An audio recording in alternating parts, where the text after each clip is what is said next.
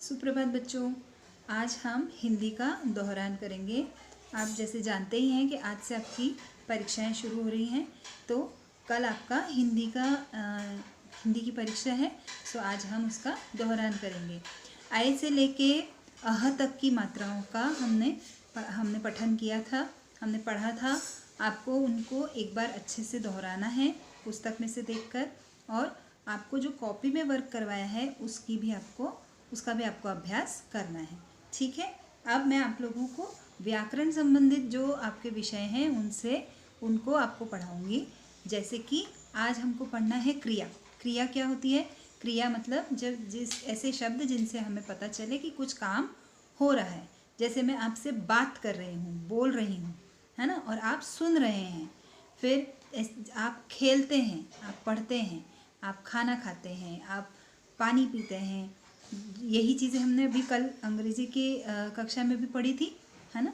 तो क्रिया मतलब जिससे हमें पता चले कि कुछ काम हो रहा है। ठीक है। तो अब इसके साथ ही आप लोगों को विलोम शब्द भी मैंने पढ़ाए थे। विलोम शब्द मतलब कोई शब्द जिसका कोई उल्टा मतलब होता है। जैसे सफ़ेद और काला, ये एक दूसरे के विपरीत हैं, एक दूसरे के उल्टे हैं एकदम। ठीक है। तो उल्टे अर्थ वाले जो शब्द होते हैं उन्हें हम विलोम शब्द कहते हैं। ये भी मैंने आप लोगों को आपकी कॉपी में करवाया है।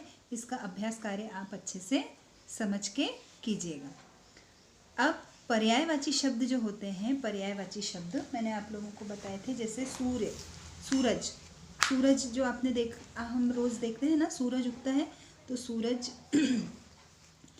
का एक और नाम है रवि। और भी बहुत सारे नाम हैं। जैसे आपको मैंने बताया था, जब हम अंग्रेज़ी में रविवार को हम क्या कहते हैं? संडे। तो सन मतलब सूरज या रवि, और डे मतलब वार। तो रविवार मतलब संडे। ठीक है। तो इसी प्रकार से जैसे बादल, अभी आप लोग देख रहे होंगे आसमान में छोटे छोटे थोड़े से बादल हो रहे हैं ना, तो उन बादलों को मेघ भी बोलते हैं। क्या कहते हैं? मेघ। ठीक है।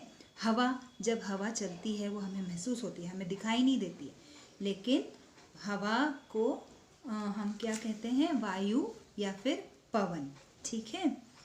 आकाश को हम आसमान भी कहते हैं, नभ भी कहते हैं। ठीक है। गगन भी कहते हैं, अंबर भी कहते हैं। और बगीचा, आपके घर के आसपास कोई बगीचा होगा, उसे उपवन या बाग भी कहा जाता है। ठीक है। आपको जब मैं कोई कार्य घर पे करने के लिए देती हूँ, उसमें हम क्या लिखते हैं? गृह कार्य, है ना। गृह कार्य, तो गृह मतलब घर पे करने वाला काम मतलब गृह कार्य। ठीक है। फिर है आँख। ये है आपकी आँखें। इन्हें हम चक्षु, नयन ये भी कहते हैं। ठीक है। जंगल को वन भी कहा जाता है। जैसे हम कभी कभी कोई कहानी सुनते हैं ना, एक वन में एक बहुत बड़ा शेर रहता था, तो वन मतलब जंगल। ठीक है। फूल जो होते हैं, फूलों को पुष्प भी कहते हैं। ठीक है। फिर हम क्या हैं? हम मनुष्य हैं, है ना। मनुष्य को मानव भी कहा जाता है। अब मैं आपकी कौन हूँ? शिक्षिका हूँ, है ना। तो शिक्षिका को अध्यापिका कहते हैं। ऐसे ही जो सर हैं, जो शिक्षक हैं आपके, उनको अध्यापक कहते हैं। आग, जब मम्मी गैस को जलाती हैं, गैस को ऑन करती हैं, तब उसमें से क्या फ्लेम निकलती है, उस फ्लेम को क्या कहते हैं? आग बोलते हैं। तो आग को अग्नि भी कहा जाता है। अग्नि, पावक, दहक, ये सब आग के नाम हैं। पानी हम पीते हैं, उसको जल भी कहते हैं। ठीक है। पानी को जल, नीर ये सब कहते हैं। ठीक है। पृथ्वी मतलब पृथ्वी मतलब धरती, जहाँ हम रहते हैं। ठीक है। इसी प्रकार से और भी मैंने आपको लिखवाए थे। जैसे कमल को जलज भी कहते हैं। ठीक है। माता को जननी भी कहते हैं, माँ, जननी। बारिश होते देखी है ना आपने, है ना। बारिश में नहाने में बड़ा मज़ा आता है। बारिश को बरसात भी कहते हैं। ठीक है। अब आपके जो दोस्त हैं, आपके फ्रेंड्स हैं, आप उनके लिए एक नाम और है, पता है? मित्र। ठीक है। फिर रात, जब रात हो जाती है, रात को हम रात्रि भी कहते हैं। ठीक है। फिर संसार जहाँ हम रहते हैं, इसे दुनिया या जगत ये भी कहा जाता है, विश्व, ठीक है। तो ये सब आपके पर्यायवाची शब्द हैं जिनको आपको पढ़ना है एक बार अच्छे से।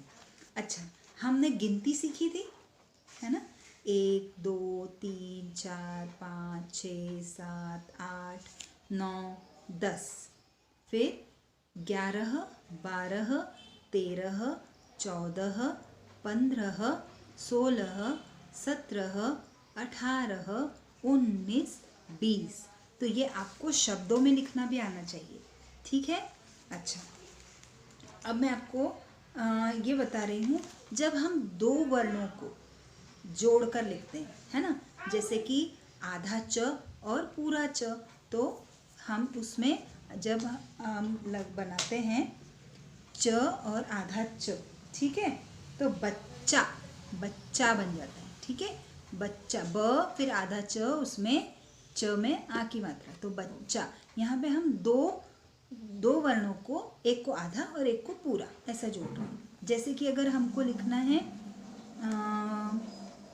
अगर हमें लिखना है पत्थर, तो प फिर आधा त फिर थ और फिर र, पत्थर, ठीक है। तो इस प्रकार से हम दो वर्णों को जोड़कर शब्द बनाते हैं, ठीक है। अच्छा, संयुक्त व्यंजन हमने पढ़े थे, क्ष त्र ज्ञ श्र। तो ये जो हैं ये संयुक्त व्यंजन हैं। संयुक्त व्यंजन कैसे हैं? इनमें भी हम दो वर्णों को जोड़ते हैं, जैसे कि क को आधा और क और श जो जोड़ते हैं, श षटकोण का, तब हम बनाते हैं क्ष, क्षत्रिय का, ठीक है। आपको अपने उच्चारण पे बहुत अच्छे से ध्यान देना है, ठीक है। अभी तो आप लोग कक्षा में नहीं हैं, अन्यथा नहीं तो क्या होता, जैसे अगर मैं आपकी परीक्षा लेती ना, या हम लोग आपकी परीक्षा अगर स्कूल में हो रही होती, कक्षा में हो रही होती, तो मैं आपको श्रुतलेख भी करवाती, पर यहाँ पर आपके साथ श्रुतलेख संभव नहीं है, ठीक है। अच्छा, अब त्र कैसे बनता है? त और र को जोड़ेंगे तब बनेगा त्र। त्र से त्रिशूल, त्रिभुज, त्रिकोण, है ना। फिर ज्ञ, ज्ञ को कैसे जोड़ बनाते? इसमें हम ज जहाज का और फिर य, ये होता है ना, च छ ज झ य और ज को जब मिलाते हैं तब बनता है ज्ञ। तो ज और य को जब जोड़ेंगे तो ज्ञ बनेगा, ठीक है। ज्ञ से क्या होता है? विज्ञान, ज्ञानी, ज्ञान, ठीक है। श्र, अब श्र में श कौन सा लेंगे हम? शक्कर वाला श, है ना। तो श से जो शक्कर होता है उसमें हम, और उसके साथ हम जोड़ेंगे र, तो श्र बनेगा। उससे हम लिखते हैं श्रमिक या फिर श्रवण, ये सब चीज़ें ये सब शब्द बनते हैं, ठीक है।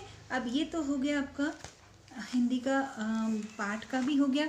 अच्छा, पाठ के जो प्रश्न उत्तर हैं, किसी में तो बड़े उत्तर लिखने हैं आपको पूरे वाक्य में, है ना, लेकिन कहीं कहीं आपको सिर्फ एक ही शब्द में उत्तर देना है, ठीक है। तो वहाँ आपको पहले प्रश्न अच्छे से पढ़ना है कि आपको एक शब्द में उत्तर देना है या पूरा वाक्य लिखना है, ठीक है। तो वैसे ही आपको उसका उत्तर लिखना रहेगा, ठीक है।